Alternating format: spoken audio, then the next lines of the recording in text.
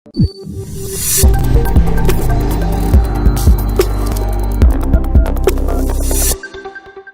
सबका बहुत बहुत स्वागत। आज की ताज़ा खबर आइए जानते हैं फ्रेंड्स वर्ल्ड टीवी पे क्या चल रहा है इस दुनिया में, क्या चल रही है लेटेस्ट खबर। नमस्कार दोस्तों, स्वागत है आप सभी का फ्रेंड्स वर्ल्ड टीवी में। चलिए आप बात करते हैं आज की न्यूज़ की। सबसे पहले बात टीएमसी से।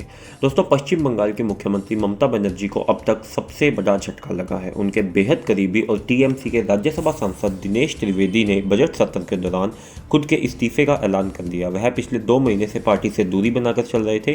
टीएमसी ने त्रिवेदी के फैसले को पार्टी और जनता के साथ विश्वासघात बताया है। वहीं भाजपा ने उन्हें पार्टी ज्वाइन करने के लिए न्योता दिया है। इसके बाद बात कांग्रेस की तरफ से। दोस्तों, राहुल गांधी ने राजस्थान दौरे की शुरुआत में अपनी पहली सभा पीलीबंगा में की।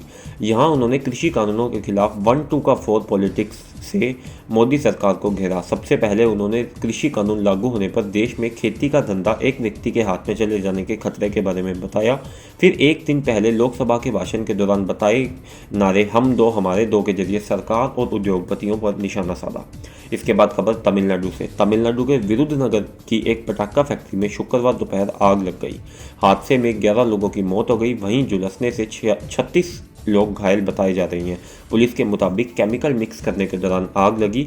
फायर ब्रिगेड की 10 गाड़ियों ने आग पर काबू पाया, लेकिन तब तक 11 लोग जान गंवा चुके थे। घायलों को नज़दीकी अस्पताल ले जाया गया है, जहां कुछ को सीरियस बर्न इंजरी बताई गई है। इसके बाद खबर राज्यसभा से। दोस्तों, वित्त मंत्री निर्मला सीतारमण ने गुरुवार को राज्यसभा में बजट पर चर्चा का जवाब दिया।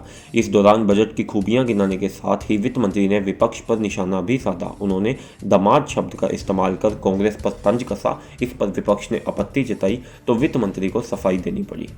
बात करें वापस से राहुल गांधी की, तो किसानों के मुद्दे पर राहुल गांधी इन दिनों मुखर हैं। राजस्थान में 2 दिन के दौरे पर पहुंचे राहुल ने शुक्रवार को पीलीबंगा में किसान महापंचायत की मंच पर सोफे कुर्सियों की जगह खाट लगवाई। जब भाषण शुरू किया तो उन्होंने कृषि कानूनों से जुड़ी ज़्यादातर वही बातें कही जो एक दिन पहले लोकसभा में कही थी। इसके बाद खबर दिल्ली की। तो दोस्तों, दिल्ली के मंगोलपुरी इलाके में बुधवार को एक युवक की चाकू गोदकर हत्या कर दी गई। अब इस मामले में अलग अलग दावे किए जा रहे हैं। मां का आरोप है कि उनका बेटा मोहल्ले में जय श्री राम का नारा लगाता था, इसलिए उसका कत्ल किया गया। वहीं पुलिस का दावा है कि मृतक और आरोपी दोस्त थे। उनका बर्थडे पार्टी में झगड़ा हुआ। वारदात को सांप्रदायिक रंग नहीं देना चाहिए।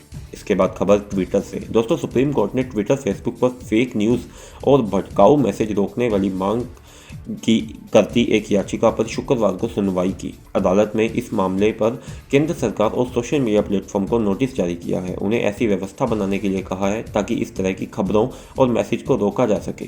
फर्जी अकाउंट्स पर भी कार्रवाई करने के लिए कहा गया है। इसके बाद खबर उत्तराखंड से। दोस्तों, उत्तराखंड के चमोली जिले के तपोवन में 6 दिन पहले आई आपदा के बाद टनल में फंसे लोगों को बचाने की कोशिशें जारी है।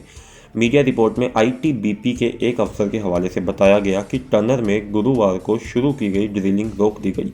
दरअसल 7 मीटर खुदाई करने के बाद चट्टान आ गई। काफ़ी कोशिशों के बाद चट्टान में ड्रिलिंग नहीं हो सकी तो रेस्क्यू टीम ने पहले प्लान पर ही काम करने का फैसला किया। सुबह टनल के अंदर से मलबा निकालने का काम फिर से शुरू किया। रेस्क्यू की स्ट्रेटजी में पहली बार बदलाव बुधवार देर रात किया गया था।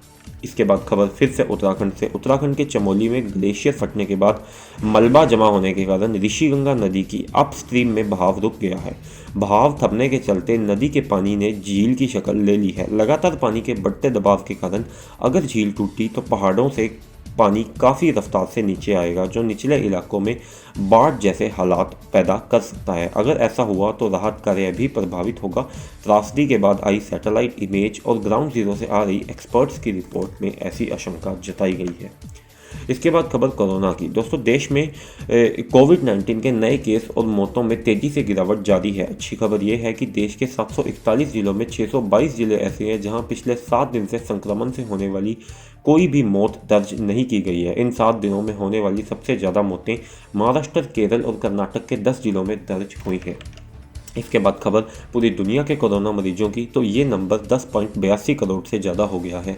8 करोड़ 3 लाख से ज़्यादा लोग ठीक हो चुके हैं। अब तक 23,70,000 से ज़्यादा लोग अपनी जान गंवा चुके हैं। अमेरिकी राष्ट्रपति जो बाइडेन ने एक बार फिर देश के लोगों को मास्क लगाने की अपील की। इस दौरान उन्होंने पूर्व राष्ट्रपति डोनाल्ड ट्रंप पर जिम्मेदारी न निभाने का आरोप भी लगाया। दोस्तों, इसी तरह की और भी लेटेस्ट न्यूज़ पाने के लिए बने रहिए फ्रेंड्स वर्ल्ड टीवी के साथ। धन्यवाद।